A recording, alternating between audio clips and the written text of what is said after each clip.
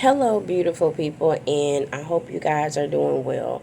So, I normally don't do this, but I just had to come and talk to you guys about a signing that I recently had to see if any of you all have ever had this happen to you all before. So recently I had a seller's signing. So, first of all, and I should have known that it was going to be difficult from the very beginning. So, I contacted the signer once I was assigned the appointment, and I contacted the signer in order to confirm. I text them and I called them and left several voicemails and wasn't able to get in contact with them. Finally, I let the signing service know, hey, I haven't been able to reach this person. I've texted them, I've called them, I've left voicemails, and eventually, the day of, about 2 hours before the appointment, the signing service was able to get in contact with the signer. The signer called me, and we confirmed the signing. So I went ahead and printed the documents out because I don't know about you all, but until I confirm a signing with a signer, I do not print out any documents whatsoever. That's just how I do it. You can let me know how you do it down in the comments. So went to the signing, got there. The signer, I gave him their copy of the documents and I asked for their ID. He stated he didn't have his ID. He had recently lost his wallet. So, of course, at this point, I halt the entire signing because without his ID, I can't move forward. So we contact the title company, and the title company is like, "Well, he had to send us a copy of his ID before, in order for us to start this process. So we're going to email you a copy of his." Um, we're going to email you a copy of his ID, and we're also going to state via in writing for you to go ahead and use that, and you can move forward per our instructions.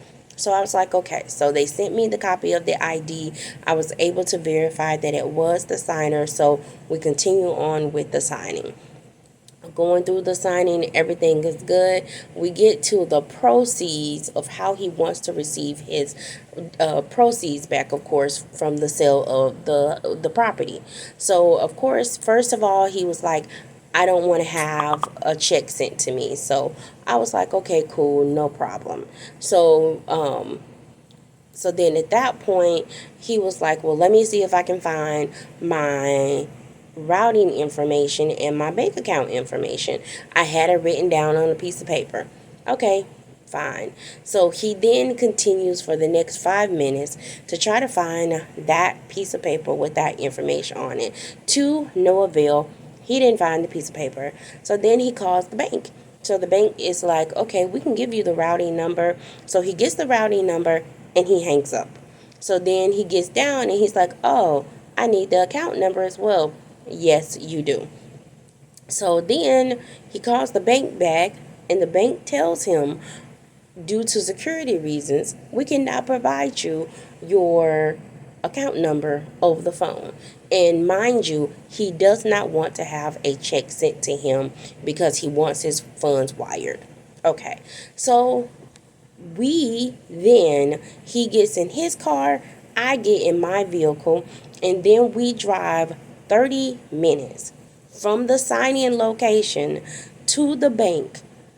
Mind you, he does not have his ID either. So I'm thinking to myself, this is going to be a wasted trip and we're going to have to figure out something else to do. So, to my surprise, even without his ID, the bank gave him his account number. So I asked him, was there a table and chair inside where we could finish the signing? And there was. So we went ahead and we went inside. We found tables, we found a chair, and we went ahead. We finished the signing.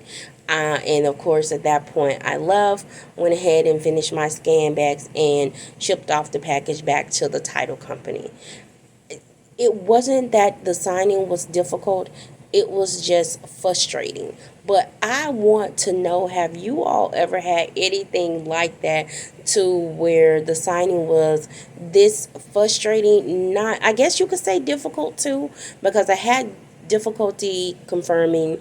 Then I had difficulty, of course, with the identification, and then the proceeds document, to then where I had to drive an extra 30 minutes out of my way from the signing service. I'm sorry, from the signing location in order to get to the bank. So I just wanted to come on here. I don't do this often, but I just was like, am I the only person that has issues with am I the only person that felt like this was just, all of this didn't need to be, it didn't need to be this difficult. It didn't need to be this difficult. It didn't need to be this frustrating, and it didn't need to be this stressful. I don't know what the title company told the signers when we're signing, whether or not as a seller signing or any type of signing, but I would have thought that they would have informed him that he needed to have all of this information available before I got there. I understand that you may be misplacing things, but you still should be able to find them when you need them. So I also want to know, would you all have asked for an additional fee, since I had to drive an additional 30 minutes out of my way from the sign-in location to go to the bank in order for the signer to get his bank account number?